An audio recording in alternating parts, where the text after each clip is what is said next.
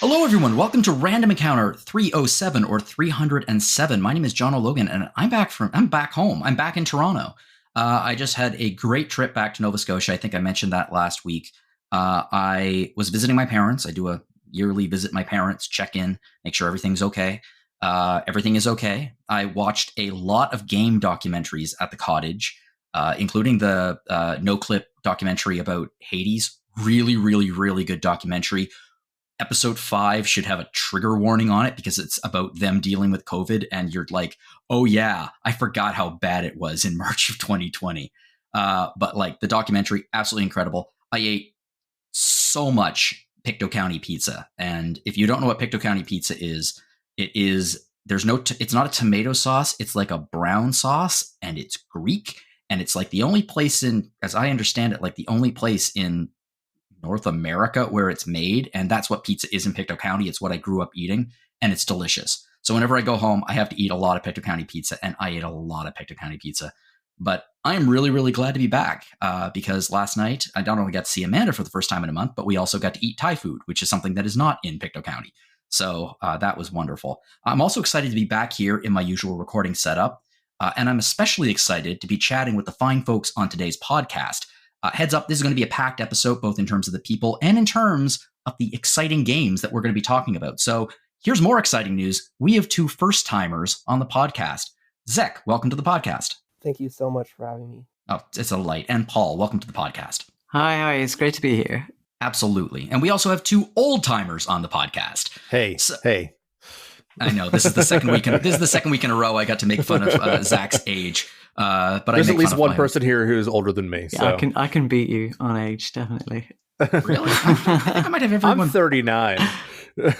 45. Oh, you got me beat by 5 years. Yeah. Okay. And Mike, hey. Hey.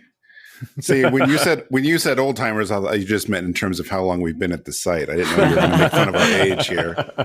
I was talking about the site. I don't know what you're talking about. Okay. Everyone's assuming.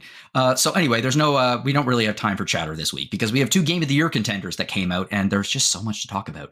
So first up, we're going to be talking about the newest JRPG from Atlus, Metaphor ReFantazio, which I think is going to, if not be the Game of the Year, at least have the title of the year. It's in the running up there with. Actually, was Unicorn Overlord this year or last year? I can't remember. It was this year. It was this year. I think Metaphor ReFantazio is going to be in the running with Unicorn Overlord for the most ridiculous title of the year. And then we're also going to be talking a little bit later about the latest Zelda game, Legend of Zelda Echoes of Wisdom. But first, Metaphor ReFantazio. So before we talk about the game, let's talk a little bit about the developer, Atlus. So Atlus was developed in about 1986, I believe, the late 80s. And they found fame with the Shin Megami Tensei series, which was a kind of a dark setting, but that was mixed with it was a really, really interesting game. And then there was a spin-off of this, the Persona series, which I suspect that most people on this podcast are probably familiar with. It focuses on kind of like high school life and social relationships, and it's set in, Japan. It's kind of considered to be a Japanese simulator, a little bit in the line of Yakuza. And when Persona 5 hit, that really, Atlus's profile really just exploded. But, you can only spend so long doing the same old thing, and they wanted to try something new. So they pivoted to Metaphor ReFantazio, which is a brand new IP. It embraces a fantasy world, but much like other Atlus games, it still focuses in on the astonishing design work that can be found in these games, including just like an incredibly unique and beautiful, stylish and still extremely functional UI. And the game just looks unbelievably good. So, Zach, you reviewed Metaphor, so I'm going to ask you first, just 1-sentence review. What did you think? I think the game exceeded my wildest expectations. Well, you gave it a 98, so that is like a high praise indeed. Zach, you have also sunk a lot of hours in a Metaphor ReFantazio. Tell me, what is your 1-sentence review? I agree with Zach. It's the best not really Persona game, not really SMT game I've ever played. And it is going to bring non-believers into the fold. And I think people who already love Persona and SMT, it's doing all the things right. It's phenomenal. That was more than 1 sentence. Sorry. It's okay. Your first sentence was such a strong contender. I'll forgive you. Okay, clearly this is an Atlus game, even though it features, different UI designs from their other games, and it's set in a fantasy world. It's still an Atlus game. It looks like an Atlus game.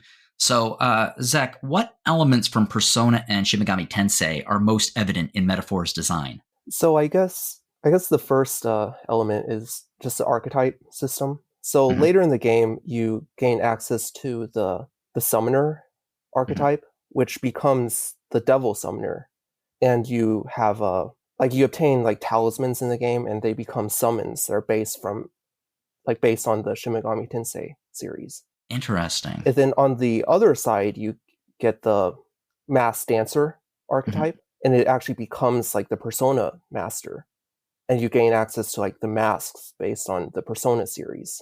So it kind of combines the two series like into one game. So they've really loaded this thing full of references to their past games without being slavishly connected to them. Right. Like the gameplay is its own thing, but it's also kind of a mixture of the two series. So, well, it does. One of the things that this game does that differentiates itself is the setting, because previous Atlus games were, at least they were set in a fantastical version of the real world, specifically Japan. Like I said, Japanese simulators. But here, rather than take inspiration from the real world in terms of locations and like high school and things like that, they've created an entirely original fantasy world. I guess my question to both Zach and Zach is, this world, does it feel as real as the settings in the previous games? I would say, I think they try to focus on the fantasy elements a little bit more. So while there are certain areas where you can make the argument that's based on, I guess, like medieval times, they also try to focus on their own thing this time. That's why it's called, like, I think, Project ReFantazio. Yeah, I haven't finished the game, just for full disclosure here. I'm like 65 hours in now. So I'm hitting the end game. So they definitely do some things with like the concept of fantasy that I don't know what they're going to do with them. But I think that to me, to sort of thinking about like the reality of Persona as opposed to the reality of Metaphor, like Persona to me, it's like Persona 2 hits like the apex of the kinds of storytelling that Persona wanted to do. And then Persona 3, 4, and 5 take a very different tact with all the social links and things like that. And that's what makes it popular. But it also, like, I don't think the storytelling is as strong there as it is in Persona 2, which already dealt with very similar themes in better ways. Whereas Metaphor is dealing with very different themes from a Persona game in a lot of ways. You're certainly still dealing with self-doubt and all kinds of things, but for the most part, they're dealing with different kinds of themes. And it feels like a sort of a natural progression in terms of allowing themselves to kind of look outside of what I think is sometimes sort of tropey social links that you get in the Persona series. And so I think that reality is certainly not the word I would use to describe it, but like I think different and thematically more rich is the way I would describe it. Well, one of the things, Zach, you mentioned in your review, which really made me think, oh, that's fascinating, is in this fantasy world, there are several different races, which seem to take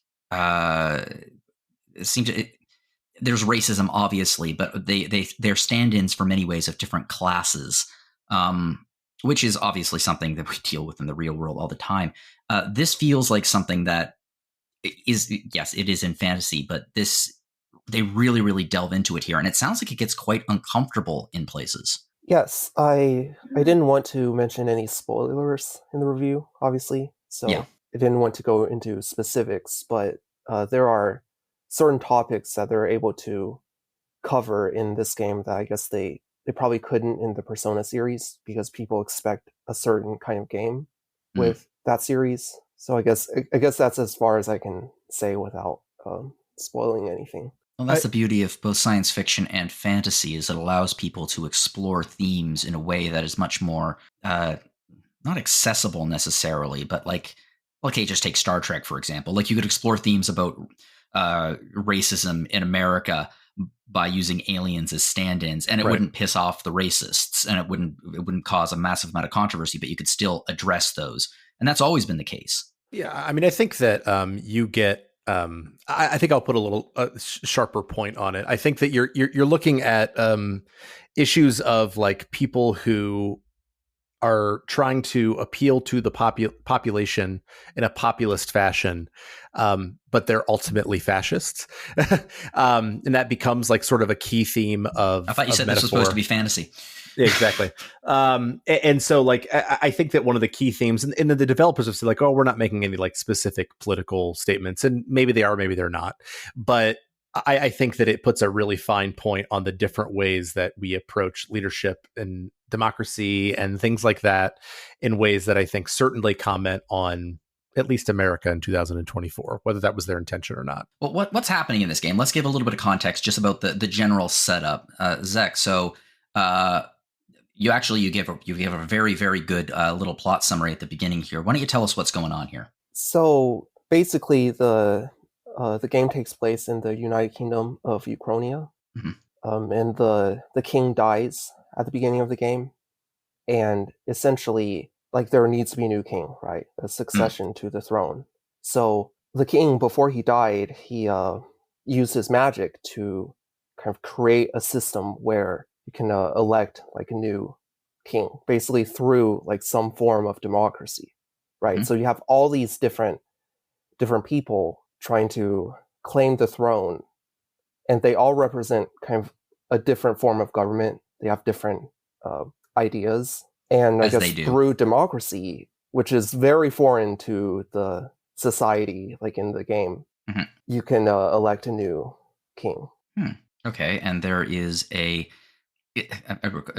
looking at your thing, there is supposed to be I guess you could say a rightful king, someone who was supposed to have been given become the king, but then there's a curse. Yes, so the king's the prince, the heir, the heir was cursed before the king died, basically, and then after that happened, obviously the king knew that there was no I guess rightful heir, so he had all of this planned out before he died. It sounds like he does it in the most. Okay, there's got to be something slightly egotistical about a giant engraved fiery image of your face staring down at the populace and saying, "You choose." It's also like the ultimate form of polling, because like you can always see like the size of different people's faces is it determines how popular they are with the population, so we can like read people's minds.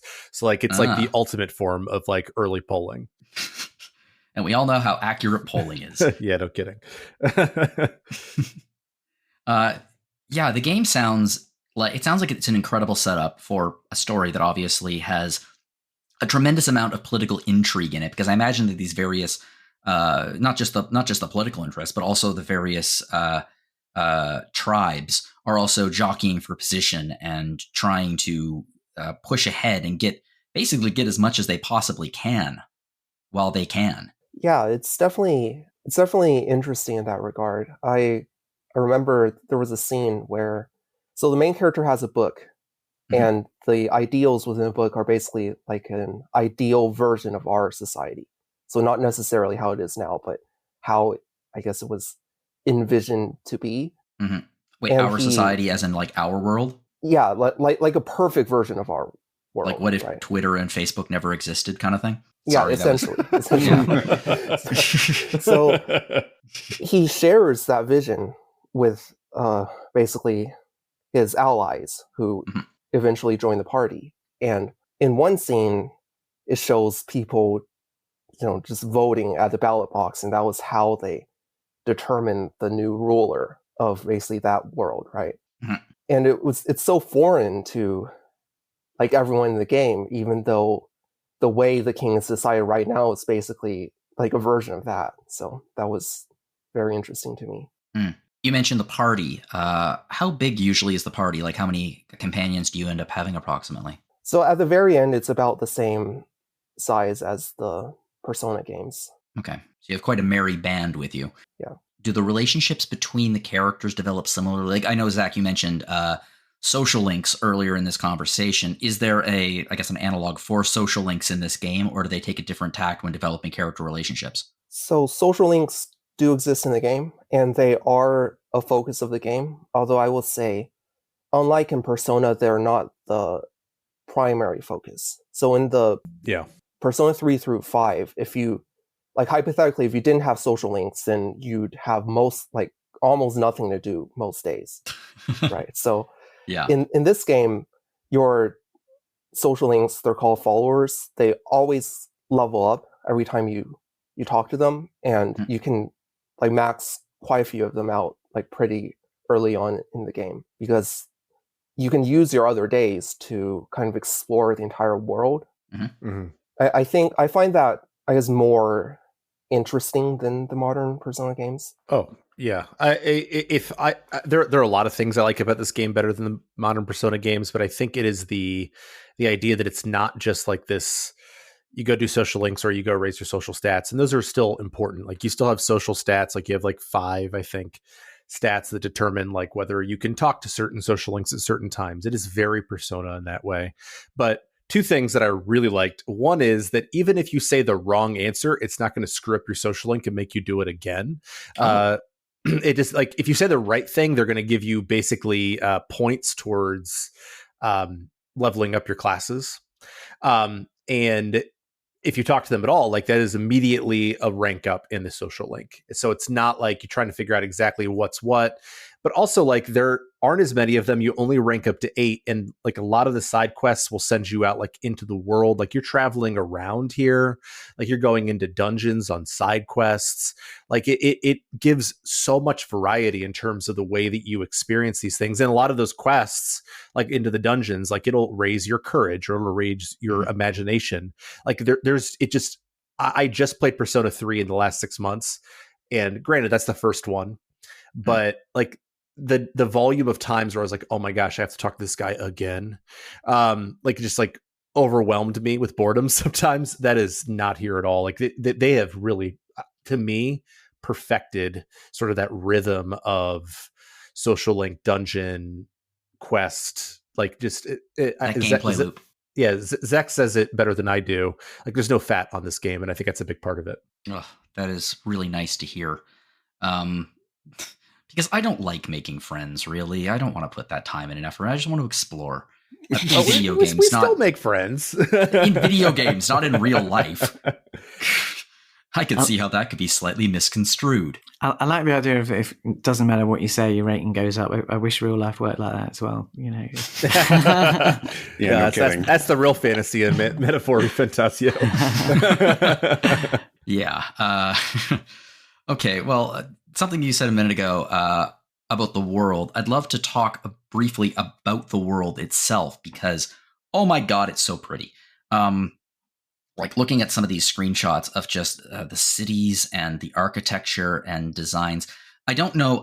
Obviously, this is set in a fantasy world, but like I don't know what the level of technology is. It looks almost like a society that would be like end of the 19th century, like around that time period. So no cars, no like everything is a lot more. It looks like a midway point between, I guess, medieval times and a world on the cusp of a big change. So the game technically takes place about like 1,000 years before the 19th century. Although I'm not sure if, obviously it doesn't, there doesn't have to be a specific like equivalent historical point to the real world. Yeah, just because it's a United Kingdom does not mean it's the UK. Paul, right. Paul, look out the window. Does your world look like this? That kept throwing me off as well. Every time I read the sentence, United Kingdom, I was like, no, I'm pretty sure I haven't seen any massive boat things with like some crawling across the landscape. So yeah, pretty sure it's not.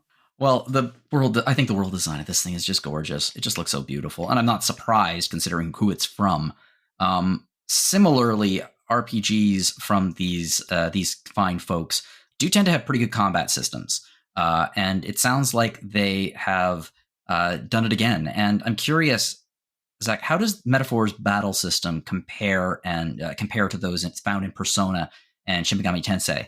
I imagine there are some similarities, but there are also some things that make it unique. Right. So I would say it's actually a little bit closer to Shin Megami Tensei than Persona, but it also includes a job system.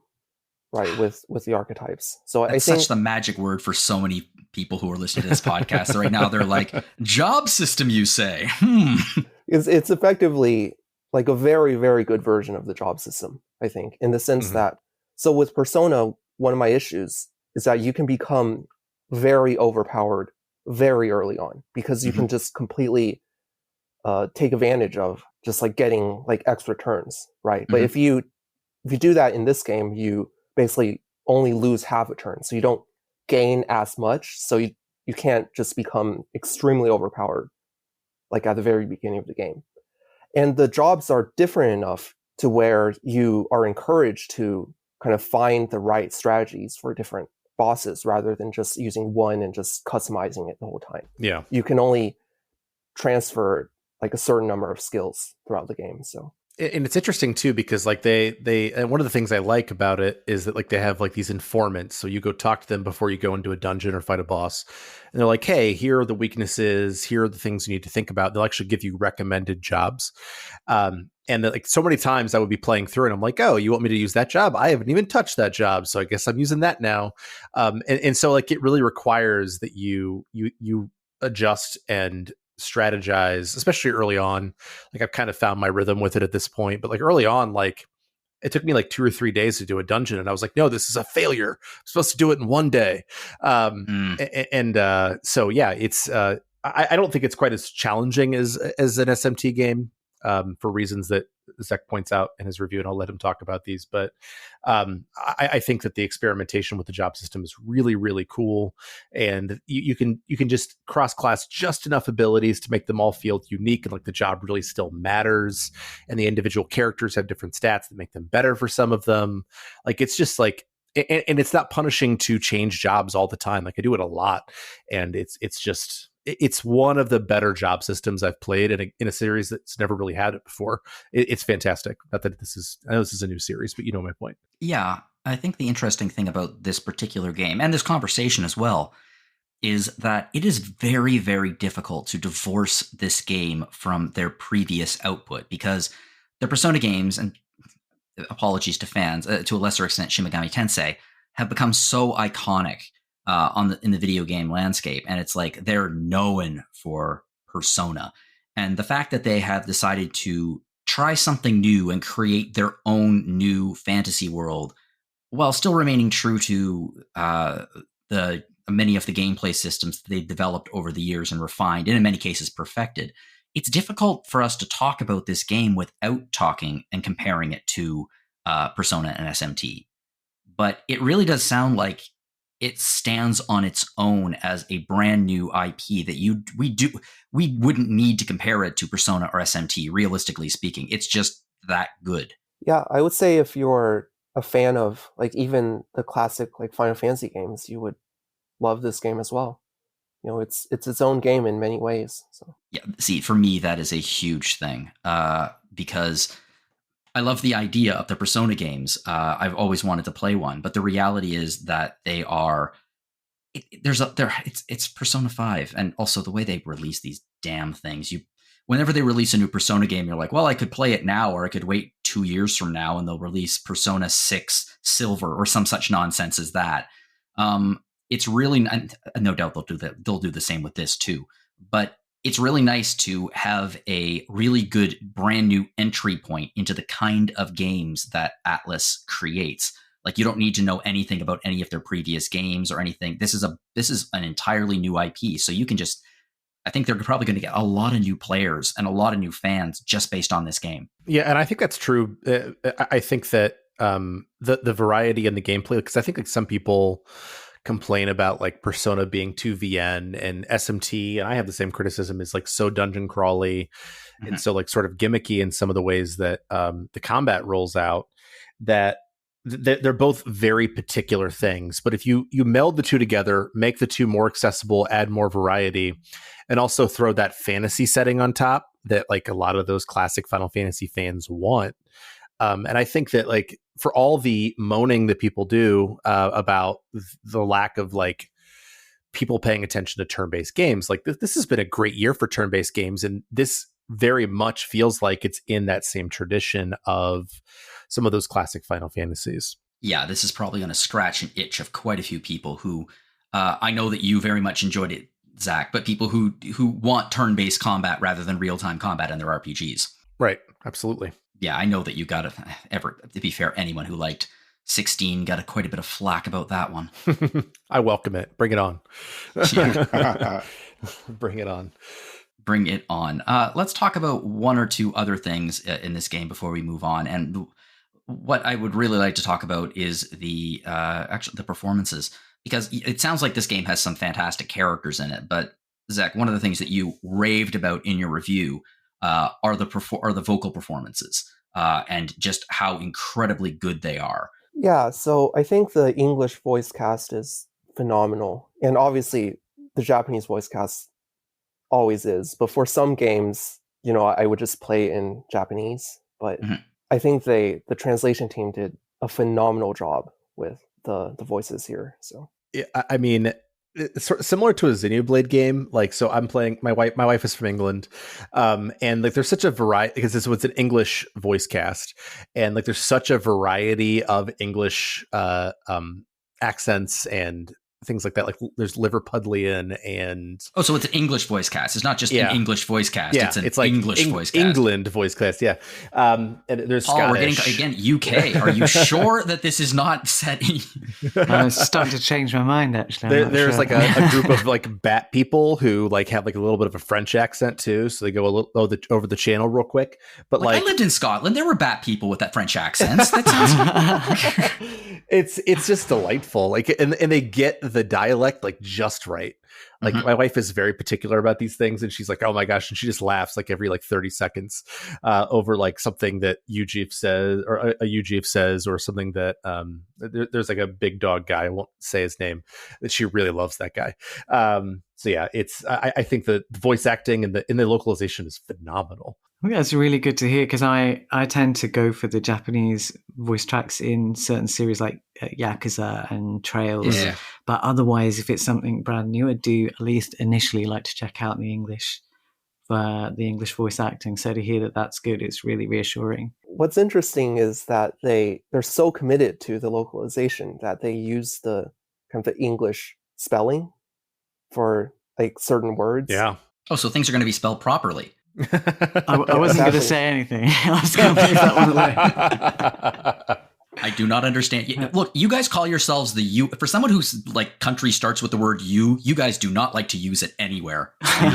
We do try to avoid it, yeah. Well, the voices aren't the only outstanding thing in this game, apparently. What else is good is the soundtrack.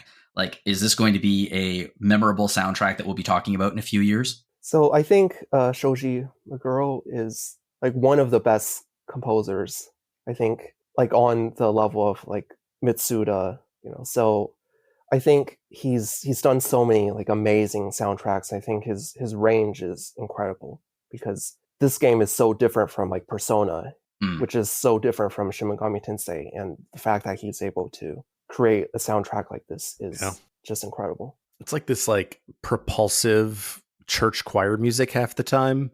Like the battle theme, which anybody can go listen to right now, is just amazing. Like I've never gotten tired of it. Like it's just like such a different way of thinking about music from like the Persona game, but like it still has like that level of like style to it. Like it still feels unique and propulsive and exciting all the time. And it doesn't have necessarily the jazziness or the poppiness of a Persona game, but like it's just so fun. But like in like a kind of over the top church choir kind of way that I super dig. That might be an upcoming topic. That might be a good topic for a Rhythm Encounter episode, Mike.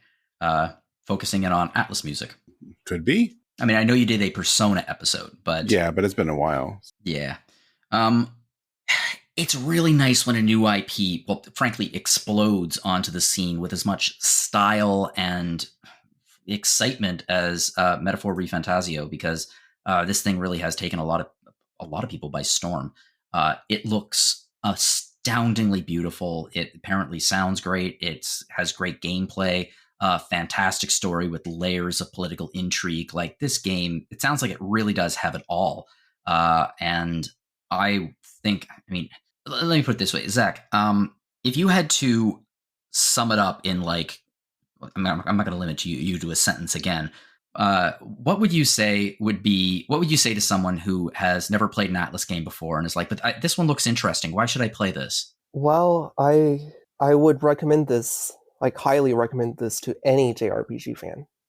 Like anyone who's listening right now, I would highly recommend this game. I have an odd feeling that you're probably the people who are listening are probably a extremely sympathetic audience to that particular assertion, because they come here for my witty repartee about the Yakuza series, really, and JRPGs are just a side hustle.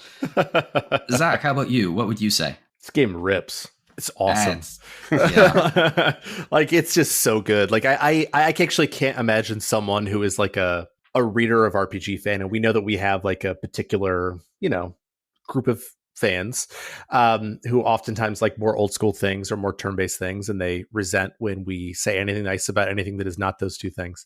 I can't imagine anybody in the audience listening right now not enjoying this game. Like, it's awesome. It's mature, it's thoughtful, but it's not like pretentious. It's the combat is excellent. There are enough little things here and there to make it accessible. It's not that hard. The music's great. The style's great. I reviewed Rebirth early in the year, and I know that you're not a fan, John. No, we don't need to relitigate this, but Rebirth, I was convinced was going to be my game of the year, like for sure. And Metaphor has blown past it. It will be my game of the year unless something magical happens in the next 2 months, which I hope it does, but it won't. Metaphor ReFantazio's masterpiece, and Zach's review hit it right on the nail. Incidentally, I think that the discourse about Rebirth will probably be relitigated for decades. Probably so. But I don't think that this game is going to quite become the same lightning rod that was. Yeah, no, except for just people coming to the genre and people coming to Atlus games, and this is going to bring people into Persona and SMT5. Like, it's that good. Yeah, exactly. And like, again, it's a joke, but it might be our game of the year again in like 2 or 3 years from now when they release they put the name of a medal after ReFantazio Nickel or something like that. They will do it because that's sort of their MO. I'd play that game. Yes, I've gathered that. I think many people will. And there's a small part of me that's tempted to wait until that inevitable day to play this one, but I don't want to wait because it looks really good. Well, let's move on now. This is the first game of what will probably inevitably become a series. Let's talk about the latest game in an extremely long-running fantasy series that has multiple iterations in different kinds of gameplay, specifically 3D and 2D, even though the 2D isn't really 2D anymore. So we're going to be talking about The Legend of Zelda: Echoes of Wisdom. So this was developed by a company named Grezzo, I believe. They have been working on the Zelda series for a long time now, actually. They worked on the Ocarina of Time 3D remake for 3DS, Four Swords Anniversary Edition, Majora's Mask 3D, Triforce Heroes, and they were the developers of The Legend of Zelda: Link's Awakening in 2019, which was the full-on remake of Legend of Zelda that came out on the Game Boy many years ago, on 1993, I believe. And this game, they took the gameplay, in some ways the graphic style, and they did something really cool with it. They created a toy kind of claymation diorama visual style, and it was stunning. I loved this game. I reviewed it back in 2019, I believe. Hang on, links. Like, also, I cannot believe that I reviewed it in 2019. That seems impossible to me. I gave it a 91. And it was just great. It just was so much fun. And apparently Nintendo thought these guys did a real good job. And they said, you guys can develop your own Zelda game. And this game grew out of that. And they also gave them an incredible, I guess you could say, honor. I don't know if it's an honor because it's so friggin' long overdue, which is this is the first mainline Zelda game which includes Zelda as the main playable character. If you do not include the CDI games or basically her controlling a haunted suit of armor. So today we have two folks on the podcast who have played it and one who reviewed it. Paul, you reviewed the game for the site. So how did you enjoy Zelda's first outing in Hyrule? Yeah, no, I absolutely loved it.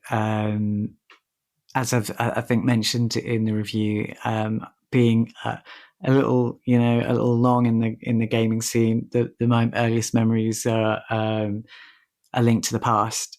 Mine too, actually. Yeah, and that kind of sort of fresh, clean gameplay is the first thing that sprang to mind as I was playing this. As you mentioned, the style, obviously, it's evolved over time, and Grezzo being given the opportunity throughout the years to develop first in remakes, and then finally being let off the leash here. They've done a lot of new things, building off of that Link's Awakening heritage, and just. I just think that the simplicity and the novelty of gameplay experience here really has really stunned me. Mike, you are a Zelda fan as well, and just out of curiosity, which do you prefer, 3D or 2D Zelda? I don't. I mean, they both do different things. Like, I love them both for what they're trying to do, so I don't really see a need to compare them. For the record, that is the correct answer to that question, which I think you probably very much enjoyed this as well, because while it is a 2D Zelda game, even though it's not, it also has done some brand new things to the series, which we'll get into later. So you're enjoying it, I assume. Oh, yeah. I think you can still say 2D. It's a 2D perspective, at least. Yeah. This is one of those ones that Nintendo is one of the only companies that can get away with announcing a game, like a new game in the long-running series like Zelda, and then have it released like months later. But when they announced it, I'm like, this looks like it's Link's Awakening style with some gameplay concepts from Breath of the Wild and Tears of the Kingdom, and boy, did they deliver on that. It's just really inventive, like constantly. It's really cool. I'm really excited to actually talk about what it pulls from the Switch Zelda games. So, Paul, you mentioned that you were really hit with a lot of nostalgia while you were playing Echoes of Wisdom.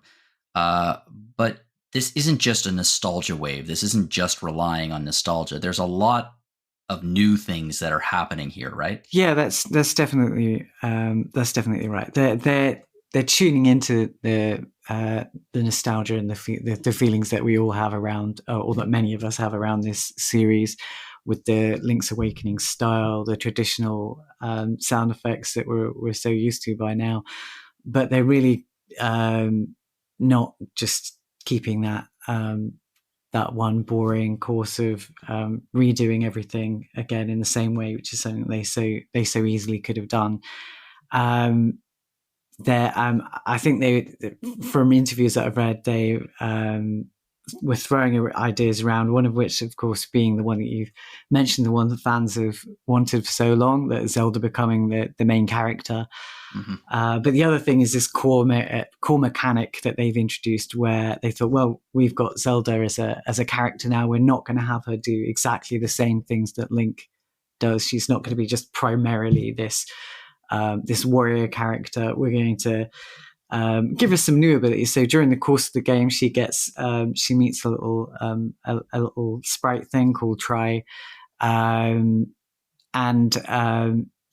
that sprite gives her creates for this wand, and the wand allows her to primary power is it allows her to copy everything that she encounters throughout the game, nearly everything anyway, many objects and many creatures, and it's that really spins this title off into a completely different realm, as instead of using the usual hit things till they die method of fighting, you're forced to use your imagination, to use these objects that you can create to solve puzzles and overcome adversity as you go through. And it is really a very different experience. Okay, well, slight spoiler warnings here, but honestly, you probably have seen the trailer for this game, and this is spoiled right in the trailer. So the beginning of the game, has a big twist. It opens with pretty much any other Legend of Zelda game. Link shows up, sword, whole thing, Master Sword. Ganon is there. Princess is trapped. He fights Ganon. Basically, they kind of do the beginning of Super Mario RPG here, where Mario goes to save the princess and fight Bowser, and then the real villain shows up. So both Ganon and Link fall through a portal that appears, and Zelda is left by her lonesome and has to escape this rapidly growing portal. And this leads Zelda to kind of, frankly, be missing her eternal savior, Link, the eternal mute savior. I'd argue that maybe the second most famous mute character in video games behind Chell from Portal. And yeah, you get a new companion named Tri. I'm curious, I said if this was the case, you probably would have mentioned in the review, but Mike, do you find Tri interesting and useful, or are we more approaching the Navi or Fi areas of annoying? No, I think they've learned their lessons from those days. I think Tri's cool. Tri chimes in and will say like, "Hey, we should do this," like, but it's never overbearing. There's no Hey, listen. Yeah, there's no hey, listen. There's no detailed tutorials all the time.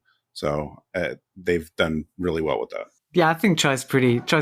I haven't mentioned it, unfortunately, but I think Tri is pretty charming, not irritating really, and the kind of journey that Zelda and Tri go through over the course of the game is appealing rather than irritating. I find it fascinating the way it seems that they're importing something that has become key to the Switch Zelda games, both Breath of the Wild and Tears of the Kingdom, which those games are pretty much entirely about altering your environment to progress.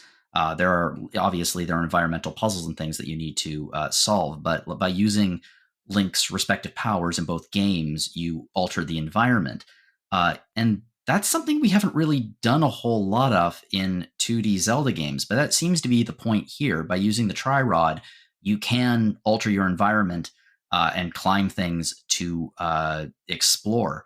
So I'm very curious how the game successfully merges the look and in many places the gameplay style of 2D Zelda, but also incorporates this Breath of the Wild-esque feel, including the look of the menus. The menus look very similar to these games. Boy, how to describe it?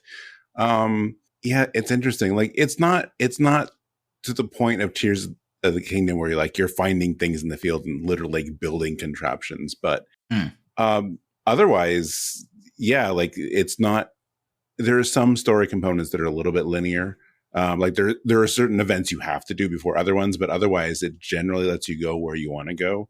I've been to some areas before I was supposed to, because nothing's like there's some areas you can go to before you need to for the story.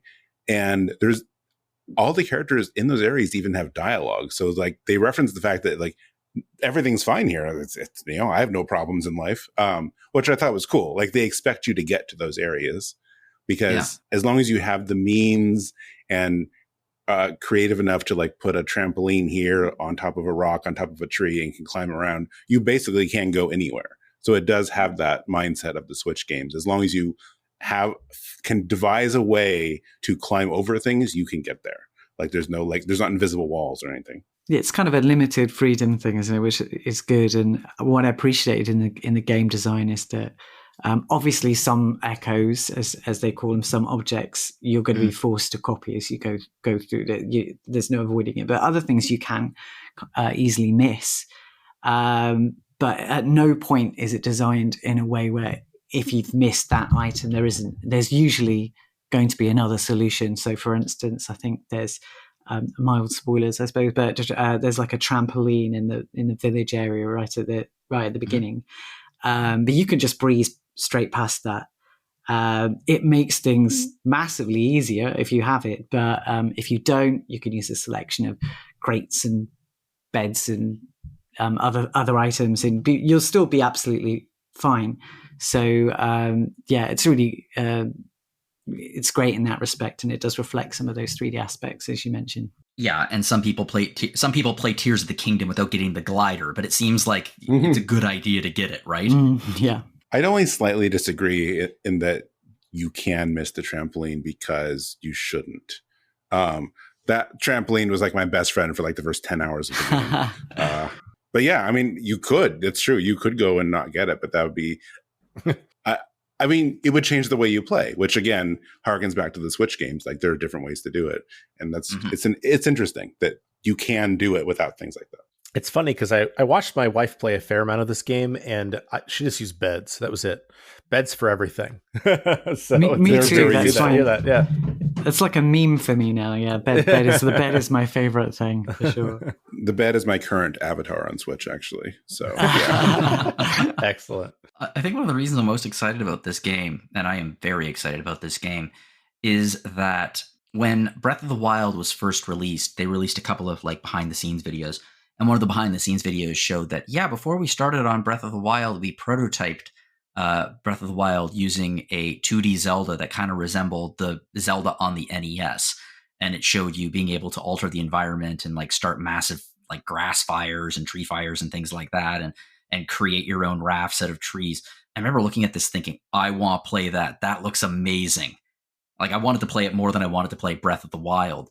So it seems like some of that philosophy may have carried over here. Like you need a bridge? Well, we've got beds for you, so you can like cross the thing. You can change the environment in a way, and you just have to use your own ingenuity to do so and recognize the things in the world that can be useful to you. Yeah, absolutely. And I think with the they've had to put some restrictions on that. Obviously, as I mentioned in the review, you've got a kind of limited ability to create these echoes. You've got almost like a point system. Different objects are worth different amounts of points. I think because they envisaged people maybe pasting over the entire game world with objects, which would probably have chugged the Switch to a dead halt, I think, after too long. Yeah, Zelda rids Hyrule of these portals, but they're just like. And now there are just beds everywhere. Just full of beds. Yeah. This is an equally large problem, Zelda. When we've been playing, Hillary and I have both been like alternating, but whenever you don't need to do this because if you leave a room in a dungeon or whatever, like things disappear. But she's very good about like she will clean it up. She doesn't leave a bed laying around when leaving a room, which I think is very cute and very mindful. That is actually adorable, and it does remind me a little bit of. These games can be played in so many different ways. Like when I watch Amanda play Breath of the Wild or Tears of the Kingdom, I'm like, I recognize this is a legitimate way to play the game. This is not how I played the game. Like she will try to get every bug in Hyrule and like categorize. She plays the game like she's Zelda, actually, like the Breath of the Wild Zelda, like this scientist who is examining every single little thing. And I'm just like, climb the hill. Yeah, my wife's going soon after me into the game, and yeah, it's a struggle not to look over and try and give advice, because I think as you're saying, half the joy and fun of this game is discovering everything and coming up with your own method of approaching it. So I don't want to spoil that, so I'm going to do my best. I'm going to ask something that might be a spoiler, and if it is a spoiler, I'll just cut this out of the episode because I don't want to spoil it for anyone, but I've been very, very curious. So as I said earlier, the style of Link's Awakening, the remake of Link's Awakening, they use dioramas to create a sense of heightened and a very dreamlike reality. Nothing in the game looked real because in Link's Awakening, nothing is real. Spoiler alert for a 30-year-old game at this point, which is, it's a dream. And so the graphic style really made sense to me when I was playing it. I was like, oh, this makes complete sense. Like even Link's probably wondering like, wow, everything's really, really weird here. But they reused the graphic style for Echoes of Wisdom, which I thought was an interesting choice. I mean, it makes complete sense in terms of development. But is there any reason why everything looks like it's made of clay, or is it just not commented on? Yeah, they pretty much don't touch that. Okay, so it's literally just this is the style of the game. Deal with it. It looks awesome. Yeah, that's right. We just kind of accept it as it is. But having said that, it allows them to create this very different atmosphere whenever you go into one of the rifts that have been opening all over Hyrule. It's still the same kind of, as you say, shiny claymation kind of look, but everything is darker and more twisted. Things have been rearranged. Buildings are on their side and form bridges and things like that. So it's a nice, the brightness of the main world is a very nice contrast to this darker reality that you have to keep going into. This darker reality, is there a parallel there with a dark world? I would say, yeah, there's definitely thematic similarities. But it's done differently. Like it doesn't feel like a retread or anything. No, absolutely. I think I like that. That's a good point. The contrast between the two. I mean, I appreciate the graphic style here because we get to see like some races and stuff from other Zeldas, like there's Zoras and stuff that we've never seen in this style before, and they're so adorable. I just think it's so cool seeing how they, redesigned some of these characters, and and when you talk about like, well, certain Zoras and Gorons and stuff, like they originated in the Ocarina of Time. We've only ever seen them we've mostly seen them in like the 3D games. And I guess some of the other 2D ones, but I don't know. Seeing them in this style, they were in Cadence of Hyrule, I believe. Yeah. But no, it's neat, and it's not cartoony as much as Wind Waker, but they do lean into the style. Like when the way characters like animate and emote and stuff is more cartoony and toy-like, and I don't know. It's just a nice touch. Oh, Cadence of Hyrule. There's another game we could play as Zelda, but again, not a mainline game. Whereas this is pretty much down. It's not a 3D. It's not one of the 3D games, but it's one of the mainline 2D games. Something that I love about Link's Awakening is the sense of humor that is in that game. It is a game that, while telling a very dark and in places absolutely disturbing story, it is also genuinely funny in places. It seems like this game also has a bit of a sense of humor about it that you mentioned in your review, Paul. Yeah, definitely. That's something that runs throughout the entire game, and from the like really silly things like calling one of the ministers, I think Minister Left, and the captain is Captain Right. I might be getting these names slightly wrong, but really, ironically, yeah. Oh no, silly things like that. To just kind of like charming things like you do much later on in the game. You meet, again, mild spoilers maybe, but you meet a kind of big Yeti thing called Cond. And those encounters are very humorous as well. Mm-hmm. And again, kind of charming. That's a big thing that runs throughout the game too. Well, the time has come to ask the question that I hate asking more than any other question I ask on this show. How does it run on the Switch? Fine. I can answer that question. Okay, go ahead. Not great. I gotta be honest, the dead silence of how does it run? Cricket. It's like Link's Awakening, but like the frame rate's worse. Oh, I don't know what to say. Like I would walk by it and be like, what? Okay, now it's going again. Okay. But it didn't seem like it was game breaking or anything, but obviously the other two know better than I do. Yeah. I mean, I don't know what it is about me, but I don't notice.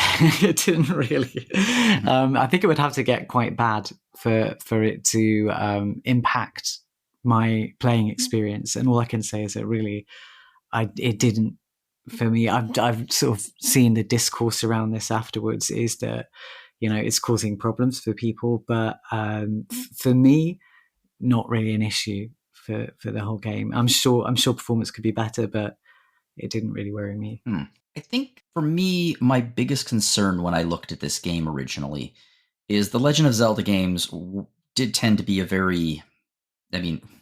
literally the solution to most, I guess, puzzles in this game was hit monster with sword. And it was very direct combat. And that's what most video games are. Most video games are at least action games, you have your character. Your character has a gun or a sword or a stick, and you whack things with it until they die. Here, Zelda doesn't really do that. Zelda cannot just create echoes of beds. She can also create echoes of monsters, creating essentially an army to fight for her. I'm curious how this works in practice. Does it get a little tiresome, or does the lack of direct control over the combat ever irritate either of you? You think it would, but after a while, after you kind of change your mindset as you're playing it, it just starts to become second nature to create the creatures. try as best you can to target them. It's the targeting system isn't the best in the world, but it doesn't really matter too much. And yeah, there becomes a strategy, and the strategy lies in which creatures you're going to create, what's your choice on this occasion, and that varies depending on where you are, what region of Hyrule you're in, what dungeon you're encountering, which ones are going to be better. And of course, you're always learning new and more monsters as you go along. So that's getting shaken up all the time. So for me personally, at least, I really enjoyed the different method of approaching it. And as I mentioned in the review, you do have the opportunity to briefly break out the sword as Zelda gets the opportunity to transform later on. Zelda gets an opportunity to show Link how it's done. Yeah. She gets to go into the hot seat herself. You can kind of flip my ass.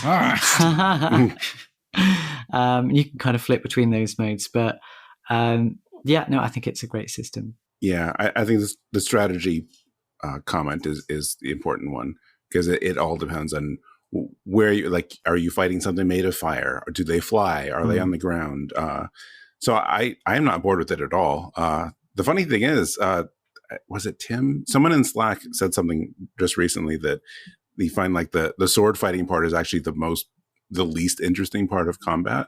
And there's nothing wrong with it. Like, it's good to, like, if you need to do like concentrated damage or in certain things, it's good. I like that you can switch between them, but the monsters are what make it interesting.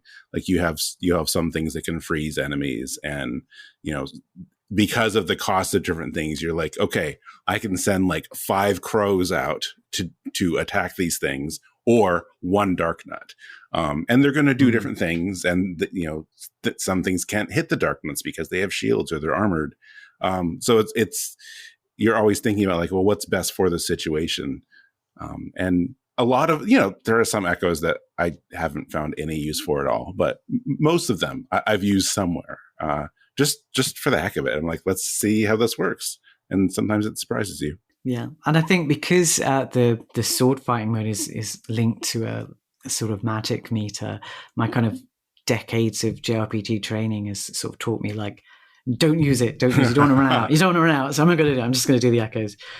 So that kind of encouraged me to stay on the echo monster side of things rather than the fighting most of the time. It strikes me that the echo monster thing, and the way what you said, Mike, about how like some enemies have different strengths and weaknesses and you can pick monsters to attack, it seems almost like a bit of a tower defense kind of thing going on. I guess, like, conceptually I can see that. Yeah, like that's not a criticism. It just seems like you look at what's coming and you set up the defenses or the offenses to take care of that particular creature, and you load them into place, and then you just kind of sit back and watch it happen.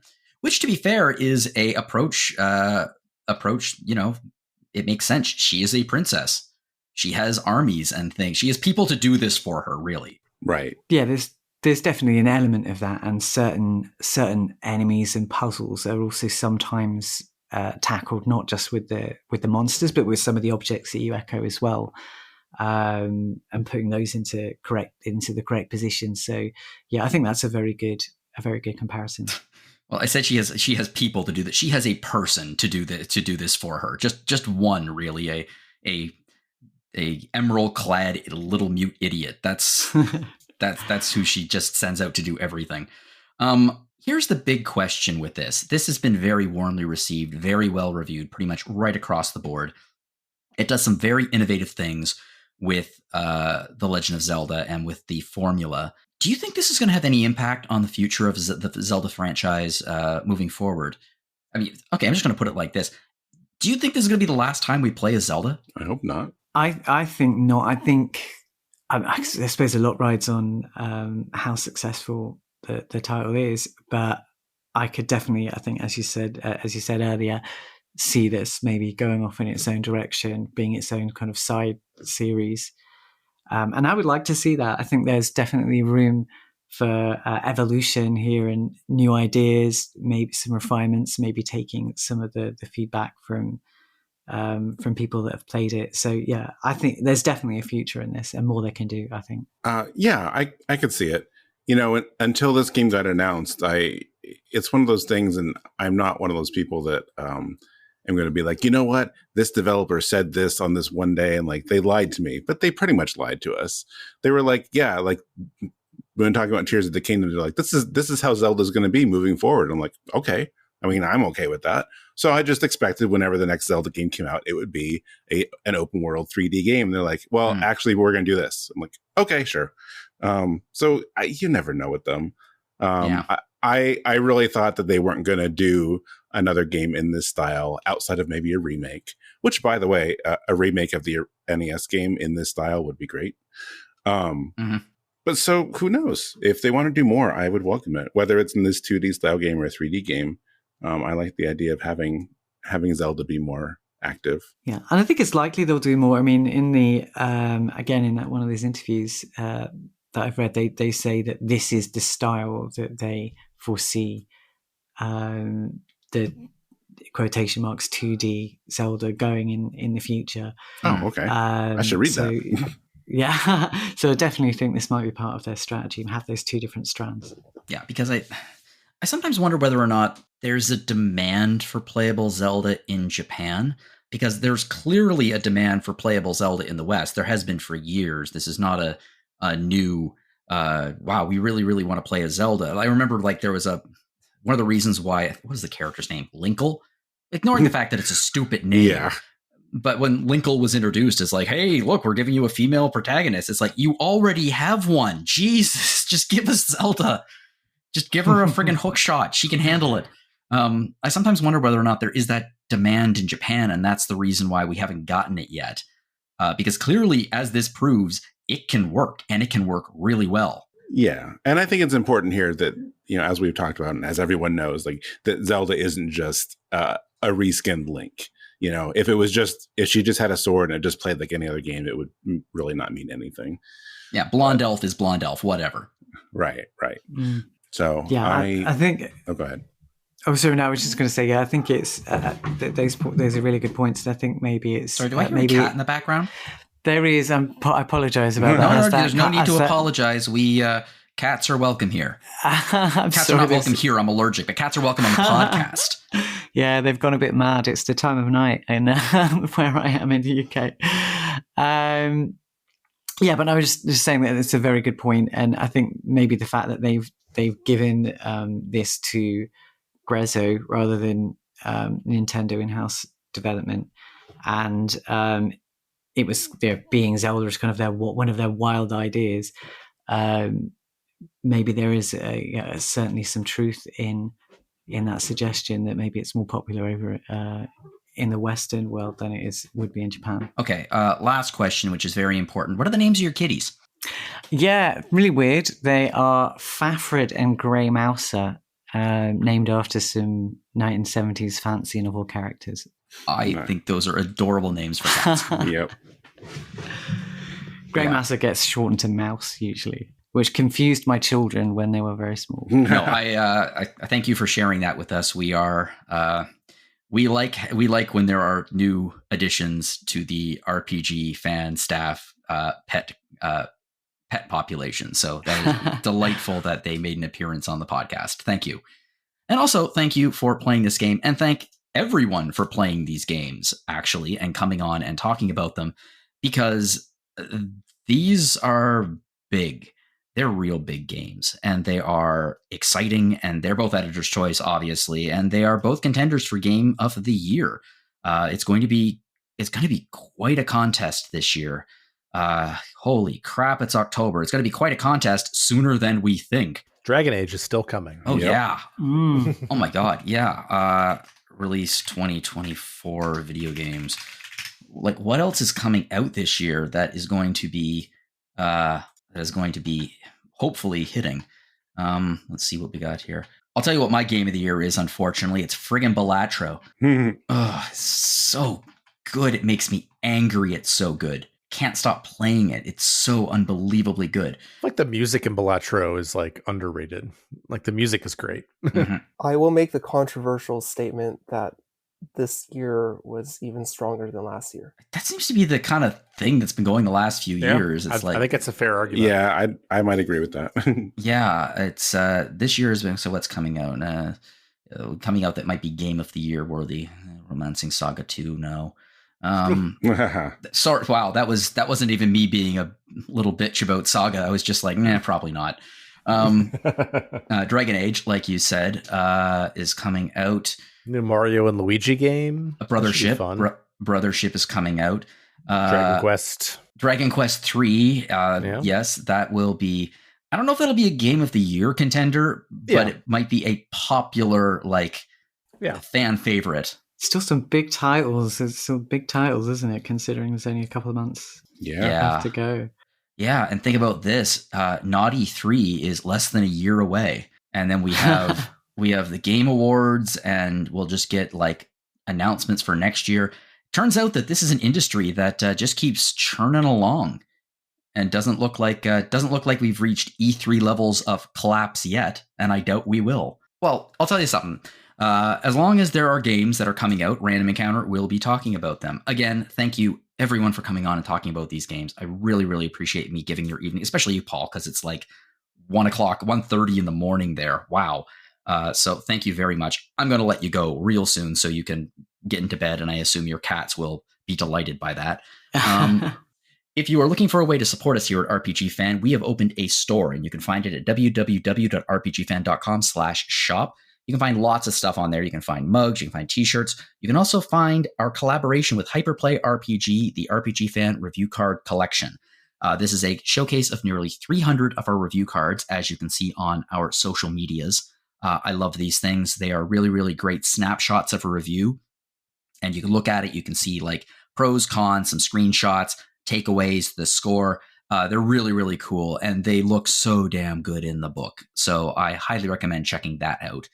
Another way to support us here at RPG Fan is to check out our past episodes of our podcasts. So you're listening to Random Encounter. Last week, Zach, who is on right now, we got to talk about some game compilations, including the Castlevania Dominus Collection and the Ace Attorney Investigations Collection. And plus, you got to hear Zach drop a cat over the Lunar Remaster Collection. So didn't happen. That was that was extremely entertaining. That might be one of my favorite RPG fan moments of the year, with all of us just seeing the reactions to that trailer was amazing. We also have two other podcasts. We have Retro Encounter. Last week was an episode focusing in on the games from Vanillaware, the developer of 13 Sentinels and Unicorn Overlord, which is still the most suggestive title of a video game I've ever heard in my life. It sounds like one of those games we get emails for that we will not cover.